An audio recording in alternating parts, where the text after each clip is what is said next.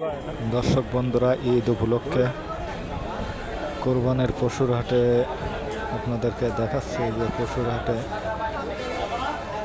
পশু ক্রয় বিক্রয়। এখানে পশুর হাটে বেশ কিছু পশু থাকলেও ক্রেতার উপস্থিতি বিগত বছরের থেকে তুলনামূলক কম। অনেক ভালো ভালো পশু আছে, কিন্তু পশু ক্রয়ের যে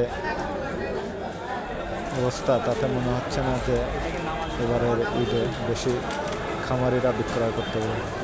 যা হোক, পশু হাট ঘুরে এবার আপনাদেরকে একটু মার্কেটে নিয়ে আসলাম। মার্কেটে দেখাচ্ছে কাপড় ও গাড়ির দোকান। এখানে গাড়ি, খেলনা এবং এটা হচ্ছে গ্যারেজ, মসজিদের সামনে একটা গ্যারেজ। এখানে ট্রেন স্টেশন থেকে আপনাদেরকে দেখাচ্ছি। Train station Gazipur train station থেকে দেখতে পাচ্ছেন মহুয়া ট্রেন ছেড়ে যাচ্ছে। দেখতে পাচ্ছেন আপনারা যাত্রীর চাপ একটু বেশি।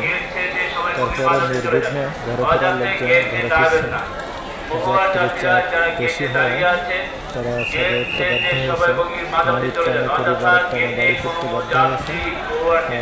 দেখতে পাচ্ছেন যে এখানে বিরতি দিয়ে সুন্দরভাবে ডিসিপ্লিন সহকারে সবাই গাড়ি ইসে ওঠে চলে যাচ্ছে জামালপুর, ময়মনসিংহ জামালপুরের শেষ স্টেশন। দেখানোর চেষ্টা করছে সুন্দরভাবে জয়দেবপুর থেকে সর্বশেষ অবস্থা দেখতে পাচ্ছি। আপনাদের দেখানোর চেষ্টা করছি, আপনারা দেখেন। এটা আপনারা লক্ষ্য করতে পারছেন যে মহুয়া ট্রেন কীভাবে আপনার যাচ্ছে এখান থেকে জয়দেবপুর থেকে এখানে আপনারা দেখতে পাচ্ছেন। মহুয়া ট্রেনটি বিরতি শেষ করে এখনই স্টেশন ত্যাগ করবে। আপনারা দেখতে পাচ্ছেন এখনই স্টেশন ত্যাগ করার জন্য প্রস্তুতি নিচ্ছে।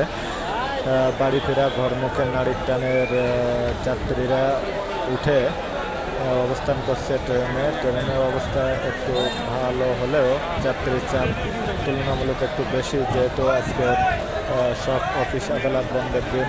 এই জন্য আজকের দিনটা একটু চাপ বেশি, পরিবহন খাতেও চাপ বেশি, ট্রেন স্টেশনগুলোতেও চাপ বেশি।